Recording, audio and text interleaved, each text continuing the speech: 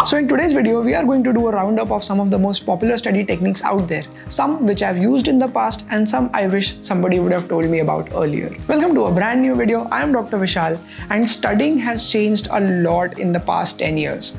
Library has been replaced by study with me videos and real books have been replaced with iPads and note-taking apps. However, there are a few concrete pillars which haven't changed yet.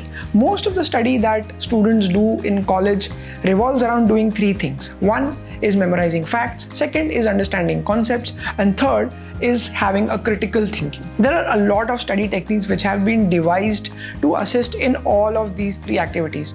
We will do a roundup of some of the most popular ones and try to find out which one fits you, which one fits all, and are there any pros and cons of using these study techniques. So let's dive deep into the list. You will find timestamps below in the box for your convenience. The first one on the list is Pomodoro Method. Now this method is the mother of all study techniques. It is so simple and so versatile to apply that you practically cannot go wrong with it. Conventional wisdom says that the more hours you spend studying, the more you can cram inside your head, the better it is for your exam, the more you can vomit it out on the paper. However, this is where conventional wisdom goes wrong and Pomodoro technique steps in. So what does this technique say? It says that after studying for a long time, your efficiency goes down and basically you're just sitting in front of your book and wasting time. Instead, what would be more productive and more efficient would be that you study in small episodes of time, give your 100% and take breaks in between.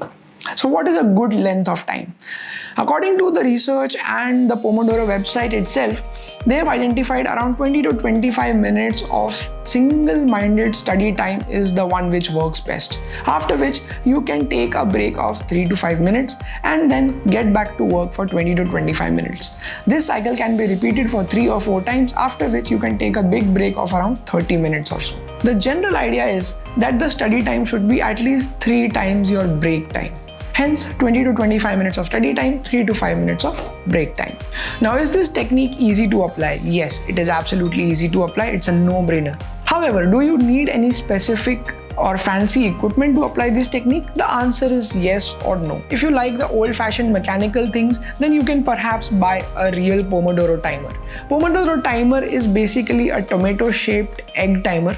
The technique derives its name from it, and you can set it for 25 minutes and it will ring an alarm after 25 minutes or so. However, if you're not a fancy of analog timers and you don't wish to spend money, then most of us have our phone handy and there are ample number of apps which add the jazz, color and options to your Pomodoro technique. However, there is one flaw with using phone for doing the Pomodoro timing method is that because your phone is lying around, you can always be tempted to check the phone can keep sending you notifications, etc., which can basically spoil the whole plan of having a single-minded, distraction-free time for your studying. One solution to that problem perhaps is that you can set your Pomodoro timer for 25 minutes or whatever time you wish to have and keep your phone away. You can still hear the alarm, go back, pick up your phone, take your break, have coffee, again set the alarm, keep the phone away and then come back to your desk. So this could be one simple way by which you can avoid buying anything new, avoid spending money on this Pomodoro technique, still use your phone and have a distraction-free time as well.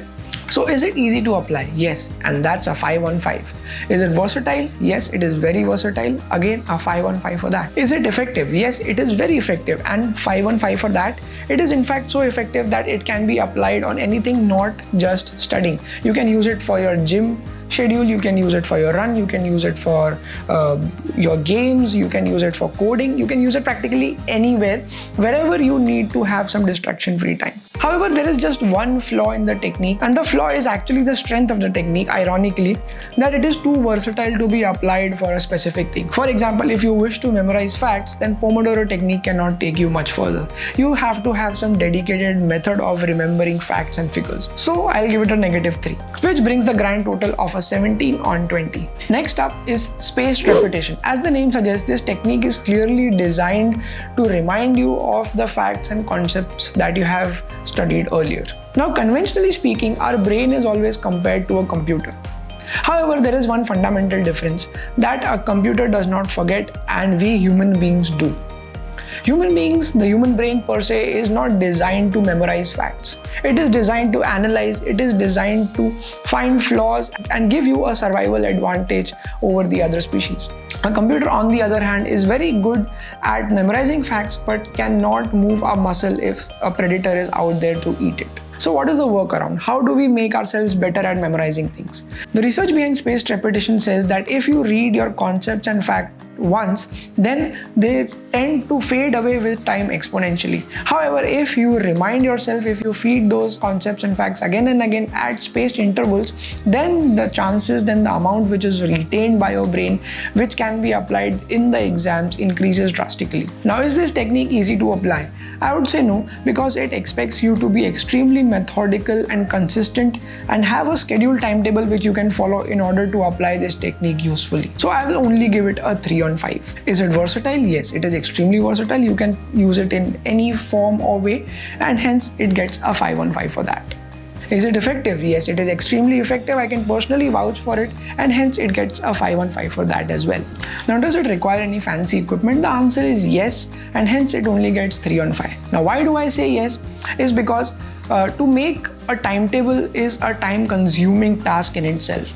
You have to prepare a chart, you have to jot down the topics that you have to read again and again, and also you have to make them colorful so that you like them. And slowly, I believe that it can drift you towards procrastinating, daydreaming, and disregarding the whole timetable altogether.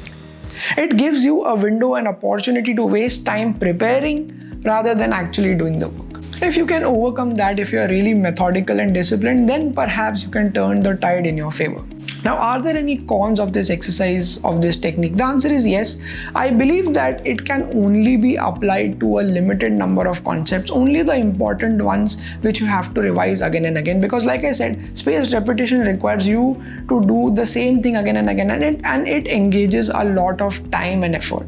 Hence, you have to be picky with your concepts, and if you pick up the wrong concepts which nobody is really bothered about asking in your exams per se, then that would be a sort of your hard work which has gone wasted. So that is a little con for which we will give it a -2, which brings down the grand total to a 14 on 20. Next up is Feynman Technique. Feynman Technique is named after the physics professor Richard Feynman. And what he says is that if you really want to understand something to its depth, then you must choose to teach it to somebody who has completely no idea of what you're talking about. If you can teach the technique to somebody from outside your branch, or maybe to a child, or maybe to somebody who is not as educated, but you can make him understand, then you at the same time increase your understanding of the concept as well. This technique is one of my personal favorite, and I've tried it so many times, still it has never failed to impress me. In fact, making these YouTube videos is one of the ways of demonstration or application of Feynman technique. I have to understand something, read, assimilate, add my own experiences and facts, and make it into a concise script which can be delivered over the camera and hopefully turn into an interesting video. Now, is it easy to apply? I would say yes, it is fairly easy to apply. However, the most difficult part is to find an audience who has the time and patience to listen to your concepts. This is why group studies, I believe, are so effective. But what if you don't have a group? What if there are no friends who have the time to listen to what you have to say? I believe talking to a camera can come in really handy. However, there can be additional hoops to jump, like knowing how to record, publish it out on the internet, or maybe share it with your friends, camera anxiety, so on and so forth. In spite of that, I will give it a 4 on 5. It is fairly easy to apply. Is it versatile? I would say it is not as versatile as it seems, because this technique is mainly designed for you to understand concepts and not memorize facts. There are separate techniques for memorizing facts, and this one is not the best one for the job. Is it effective? Yes, it is very effective, so 5 on 5 for that. Does it require any fancy equipment? No, it absolutely does not require any fancy equipment unless you are using a camera, but I believe everybody has a phone with a camera these days, so I would count it as not requiring a fancy equipment. 5 on 5 for that. Con. Are there any negative sides to this technique? I would say that you are really stuck if you don't understand a concept yourself. For example, you have studied something many times, but you still fail to get all the answers correct which can fit all the pieces of the puzzle together. Now you are dependent on somebody else to come and tell you, teach you, or perhaps find a YouTube video which can explain what you are missing. Hence, this technique works really well if you have understood things yourself However, it fails to help you if you are the one on the receiving end of your doubts and queries. So I would say it brings us to a grand total of 14 on 20. Visualize and associate. Now this is one of those techniques which are straight out of television commercial that I used to watch as a child. Harry Lorraine is the guy from which I learned this technique, and what he basically explains is that you can remember things better if you can imagine them in a bizarre form and connect one bizarre image to the other so that later on you can remember them in a particular way, and would impress people by reciting an endless sequence of numbers, facts and figures. So how does this technique actually work, and how did I apply it in my medical curriculum? So basically what he is trying to say is that you have to visualize things in a bizarre manner. For example, if I have to memorize the weight of human brain, which is 1.5 kg, then according to Harry Lorraine and the visualization and association technique, I would imagine a huge kettlebell of around 1.5 ton falling on the human brain and squishing it down. Now, as gross and bizarre as it seems, now it will become easier for you to remember because it has left an imprint on your brain.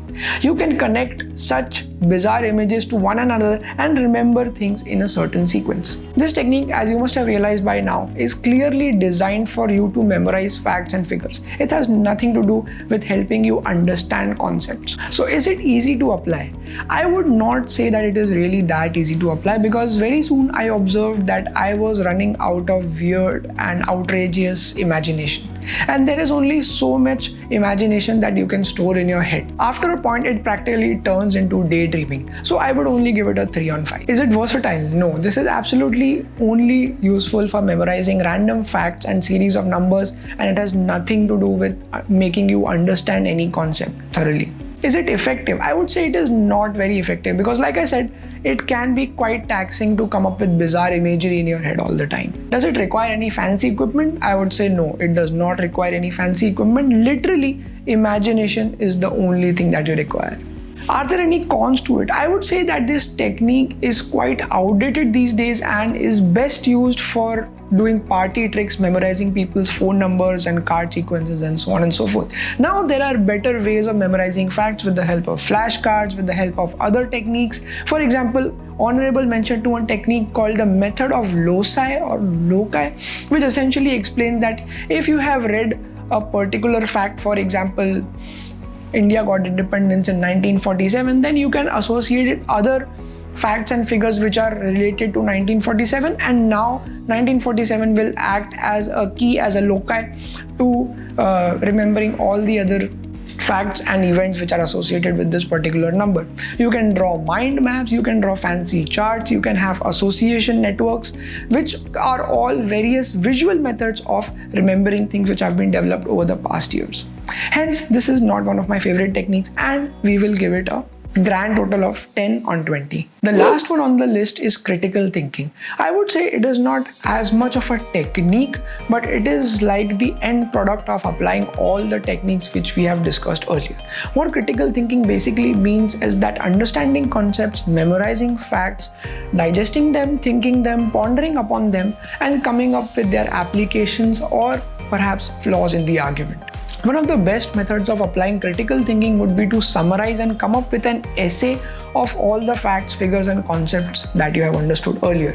Other methods would be designing experiments, physical experiments or perhaps thought experiments, which help you stress test the understanding or the boundaries of the concept that you have just internalized. The idea is to question the validity of the truth and the concepts that you have just learned and try to tie up the loose ends together, if any. This technique or this way of thinking is not for everyone. The reason why so many philosophers encourage journaling, I believe, is because writing things down really helps you clarify your concepts and makes you a more articulate thinker as a whole. It encourages you to question the obvious and come up with new arguments and solutions. It is okay for people who are ready to be criticized, have the patience, the discipline, and the opportunity to follow such endeavors. So as a closing note, I would say that Pomodoro Technique still stands the test of time. Feynman Technique is still one of my favorites. Spaced repetition is excellent only for those who can maintain the discipline and consistency. Visualize and associate is kind of outdated, and critical thinking is reserved for the high and mighty of academic pursuits. If you like my brand of nerdiness, then feel free to browse around the channel, subscribe if you like, and I will see you in the next video.